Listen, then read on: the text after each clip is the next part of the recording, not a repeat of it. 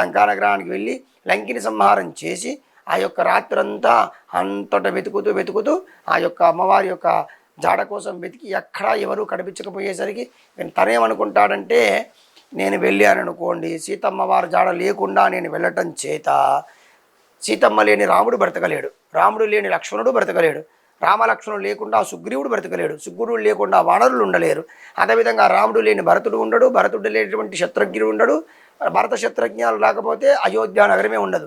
ఇంతమంది లేకుండా వారి మరణానికి నేను ఒక్కడే కారణమవుతాను. కాబట్టి నేను ఇక్కడే ఉంటాను. ఎక్కడ? లంకానగరంలో ఉంటాను. వారు ఎలా? ప్రాణత్యాగం చేసుకుంటాను. అప్పుడు వారేమనుకుంటారు? ఆత్మహత్య మహాపాపం. ఇప్పుడు విద్యార్థులు ఉన్నారే, మార్కులు తక్కువ రాకున్నా ప్రాణత్యాగమే, తండ్రి యొక్క సెల్ ఫోన్ కొనుక్కుయకున్నా ప్రాణత్యాగమే. ఈ ఆత్మహత్య మహాపాపం అండి. ఎందుకంటే భగవంతుడు మనకు చక్కటి జీవితాన్ని, చక్కటి శరీరాన్ని ఇచ్చాడు. ఈ శరీరంలో మంచి ఆత్మని ఇచ్చాడు, ఆలోచించే శక్తి ఇచ్చాడు. అందరికీ లేదండి, ఒక మానవులకు మాత్రమే ఉంది. ఒక జీవాలు ఉన్నాయి, కొన్ని జీవాలకు ఆలోచించే శక్తి ఉండదు, కొన్ని జీవాలు ఆలోచించలేవు. కానీ భగవంతుడు ఇది మంచి, ఇది చెడ్డు, ఇది దేవుడు, ఇది రాక్షసుడు. రాక్షసుడు అంటే ఎవరు? రాక్షసుడు అంటే ప్రత్యేకించి ఉంటారా? ఉండరు. రావణాసురుడు రాక్షసుడా? కాదండి, మంచి బ్రాహ్మణుడు, వేదాంగాలు చదివినవాడు, సంగీత విద్వాంసుడు. కానీ రాక్షసుడు ఎలా అయ్యాడు? తన యొక్క కేవలం ప్రవృత్తి ద్వారా ఇతరులకు మేలు చేయాలి అని అనుకుంటే తను దేవుడు అయిపోతాడు. కొంతమంది ఉంటారండి, ఎదుటివాడు ఎలా పోయినా పర్వాలేదు, నేను బాగుంటే సరిపోతుంది అనుకుంటాడు. అట్లాంటి వాడినే రాక్షసుని అనాలి. కొంతమంది ఏం చేస్తారు? నేను బాగుండాలి, ఎదుటివారు బాగుండాలనుకుంటారు, వాళ్ళు మానవులు. ఇంకో కొంతమంది ఏమనుకుంటారు? నేను బాధపడ్డా పర్వాలేదు కానీ ఇతరులు సంతోషపడాలి అనుకుంటారు. వారు అలాంటి వాళ్ళు దేవతలు అనొచ్చు, అలాంటి వారిని మంచి మనుషులు అనొచ్చు, అలాంటి వారిని సాధువులు అనొచ్చు, అలాంటి వారిని భక్తాగ్రేసరులు అనొచ్చు. ఎందుకంటే తాను కష్టపడ్డా పర్వాలేదు కానీ ఇతరులు కష్టపడకూడదు అనుకుంటున్నాడే, అది అంత ఉన్నతమైన స్థితి. అలాంటి స్వభావేనండి ఆంజనేయ స్వామి వారిది కూడా.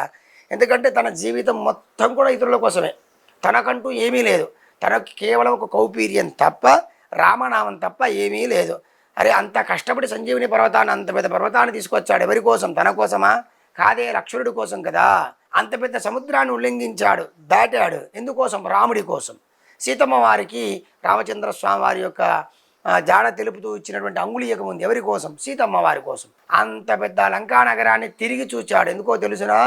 ఆ యొక్క రావణాసురుడు ఏమిటి, వాడి సైన్యం ఏమిటి, వాడి బలం ఏమిటి, బలగం ఏమిటి, ఇదంతా కూడా తెలుసుకోవచ్చనేటువంటి ఉద్దేశంతో ఆంజనేయ స్వామి వారి లంకా నగరం అంతా చూశాడు. తన కోసమా?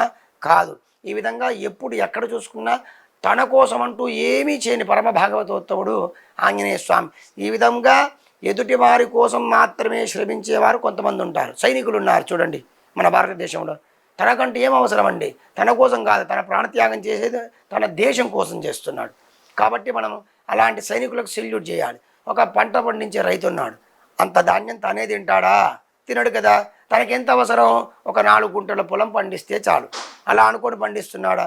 చాలామంది అనుకుంటారు, ఏమండి వారికి డబ్బు వస్తుంది కదా అమ్ముతే అని. ఎప్పుడు రైతు కూడా గిట్టుబాటు ధర ఉన్నట్టుగా మనకి ఎక్కడ కనిపిస్తుంది. ఎంత వస్తుందో, ఏం చేస్తుందో తను ఆలోచించాడు. తన ప్రవృత్తి ఏమిటి? కష్టపడాలి, పంట తీయాలి, ఆ పంట నలుగురికి ఉపయోగపడాలి, అది మాత్రమే ఆలోచిస్తాడు. అందుకొరకే చెప్తారు కదా, రైతే రాజని, దేశానికి వెన్నెముక సైనికుడు అని చెప్తారు కదా. అట్లా ఇట్లాంటి వారిని ఉదాహరణ తీసుకోవచ్చు. చాలామంది కూడా కష్టపడి ఇప్పటికీ కూడా మన దేశానికి సేవ చేస్తున్నారు చూసారు, వాళ్ళందరూ కూడా ఇట్లాంటి కోవకు చెందిన వారే.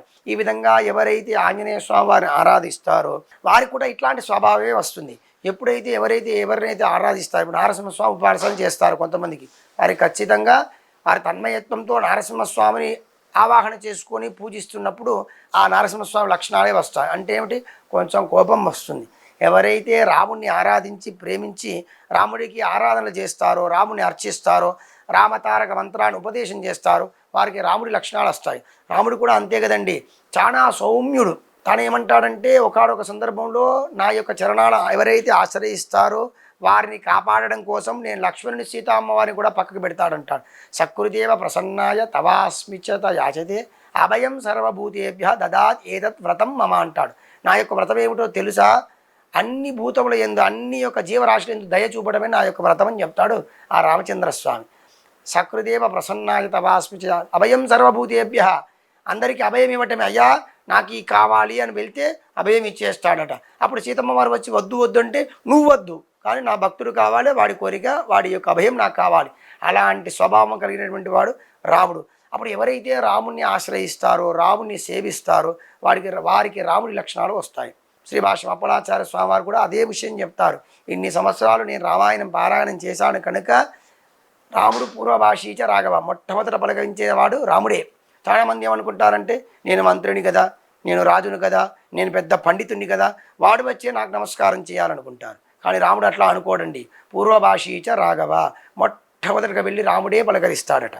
ఎవరున్నా కానివ్వండి, అతను ధనమున్నవాడా, ధనం లేనివాడా, సైనికుడా, రాజా, మంచా, చెడ, ఇలాంటి ఏమీ ఆలోచించాడు. మొట్టమొదటి వెళ్ళి ఏమయ్యా బాగున్నావా అని రాముడే పలకరించేవాడట. అట్లా మనం కూడా రాముణ్ణి ఆరాధిస్తే మనకు కూడా అలాంటి స్వభావం వస్తుంది. చూడండి ఎంత మంచి స్వభావం, ఎంత మంచి లక్షణమో. ఇలాంటి లక్షణాలు కలిగి ఉండటం అనేది కలియుగంలో కష్టమైనప్పటికీ కూడా భగవంతుని మనం స్మరణ చేసి భగవంతుణ్ణి మనం 24 గంటలు కూడా మనసులో ఆరాధించుకుంటే ఇట్లాంటి లక్షణాలు వస్తాయి. ఇలాంటి చెప్పడానికి ఈజీగా ఉంటుంది, కానీ ఆచరించడం కొంచెం కష్టం. ఎప్పుడు ఆచరింపగలుగుతాము?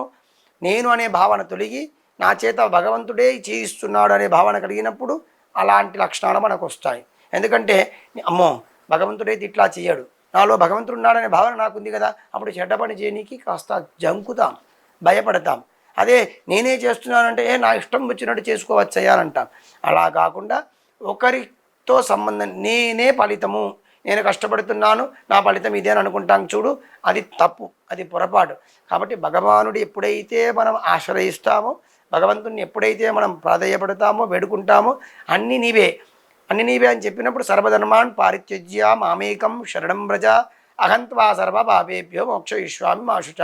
భగవద్గీతలో శ్రీకృష్ణ పరమాత్మ చెప్తున్నాడు, సర్వధర్మాన్ పారిత్యజ్య, అన్ని ధర్మంలో పరిత్యజించి మామేకం శరణం వ్రజ, నన్నే శరణు వేడవయ్యా, అహంత్వా సర్వ పాపేభ్యో, నీ యొక్క పాపాలన్నీ కూడా తొలగించి మోక్షయిష్యామి మా శుచ, నీకు మోక్షాన్ని ప్రసాదిస్తారు. అసలు మోక్షం అంటే ఏమిటండి అనుకోవచ్చు మీరు. పునర్జన్మ రాహిత్యం, మళ్ళీ జన్మ లేకుండా ఉండటమే మోక్షం. అది ఎలా కలుగుతుందండి? చెప్తున్నాడు కదా, అన్ని ధర్మాలను పరిత్యజించు. ధర్మం అంటే ఏమిటి? భగవంతుడు చేరేటువంటి సాధనమే ధర్మం. ధర్మం అంటే ధర్మం చాలా సూక్ష్మమైనటువంటిది, అతి క్లిష్టమైనటువంటిది. చాలామంది అంటారు రామచంద్రస్వామి సీతమ్మ వారు అగ్నిప్రవేశం చేయమన్నాడని. దాని వెనక ఉండే ధర్మం ఏమిటో రాముడికి తెలుసు. ఆ ధర్మాన్ని తెలుసుకోవాలంటే అంత జ్ఞానం మనకు ఉండాలి, అంతే కదండి. మనం ఏది పడితే అది తింటే అరిగించుకునే శక్తి ఉండాలనా లేదా? ఉండాలి కదా. అట్లా మనం ఏది పడితే అది చూడలేము కూడా. ఇప్పుడు మనం సూర్యుడిని చూడాలనుకుంటాం, కనిపించట్లేదు, ఎందుకంటే అతని తీక్ష్ణమైనటువంటి అగ్ని జ్వాలలు ఉన్నాయి. మరి సూర్యుడు లేనట్ట? చంద్రుని చూసినంత సులువుగా ఎవరైనా సూర్యుని చూడగలుగుతారా? చూడలేరు. కారణం సూర్యుడు లేడని కాడు, మనకు అంత శక్తి లేదని అర్థం, అంతే కదా. మనకు అంత శక్తి లేదనే అర్థం. మనకు ఈ వేదాల్లో, పురాణాల్లో, ఇతిహాసాల్లో మనకు అర్థం కానివి ఎంతో ఉంటాయి. అంత మాత్రం చేత లేవని కాదు, మనకు అర్థం చేసుకునే జ్ఞానం లేదని అర్థం. మనకు అర్థం చేసుకునేటువంటి జ్ఞానం లేదనే అర్థం. అలా అర్థం చేసుకునే జ్ఞానం కలగాలంటే మంచి ఆచార్యుడి దగ్గరికి వెళ్ళాలని అర్థం. ఆచార్యుడిని ఆశ్రయిస్తే తప్పకుండా మన ప్రతి సమస్యకు, ప్రతి ఒక్క ఆలోచనలో ఉండేటువంటి వాటికి సమాధానం దొరుకుతుంది. ఆ విధంగా మనం ఎప్పుడైతే ఆంజనేయ స్వామి వారిని ఆరాధన చేస్తామో, తప్పకుండా భగవంతుని ఆరాధన చేస్తే ప్రతి దానికి కూడా మనకు ఒక సొల్యూషన్ అనేది దొరుకుతుంది. అయితే మనం ఎప్పుడైతే భగవంతుని గట్టిగా నమ్ముకుంటామో అప్పుడు తప్పకుండా వారి యొక్క అనుగ్రహాన్ని మనం పొందగలుగుతాము.